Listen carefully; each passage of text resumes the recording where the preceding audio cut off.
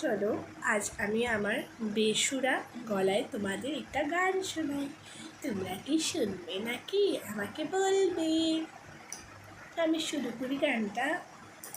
आपके प्यार में हम सब बढ़ने लगे आप।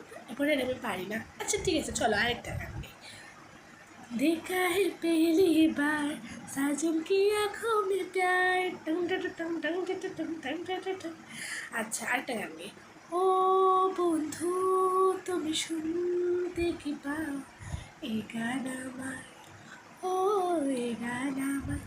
আসলে কি জানো, আসলে রুমে একা থাকি তো, বাচ্চা বাচ্চাও নেই, প্লাস বড়মশাই যিনি আছেন উনি ওনার কাজে চলে যান। শাশুড়ির সাথে কি এত গল্প করা যায়, এত কিছু বলা যায়? সেই জন্য রুমে একা একা বসে বসে আমি গান গাই, নাটক করি, তোমাদের সাথে ভিডিও শেয়ার করি। ভাবি না তোমাদেরকেও একটু এনজয়মেন্ট দেওয়া যাক, সেই জন্য। তো কারা কারা আমার ভিডিওটা দেখছো, কারা কি ভিডিওটা দেখছো অবশ্যই কমেন্ট করে জানিও প্লিজ। আর তো আমার কমেন্টের মধ্যে এখন দেখছি কমেন্ট কমে যাচ্ছে, আর আমি এখন মিউজিক ভিডিও শেয়ার করতে পারবো না, কারণ আমার ব্যাকগ্রাউন্ডের মধ্যে মিউজিক ভিডিও আসলে কপিরাইট চলে আসে, সেই জন্য। তো চলো আরেকটা গান শুনি।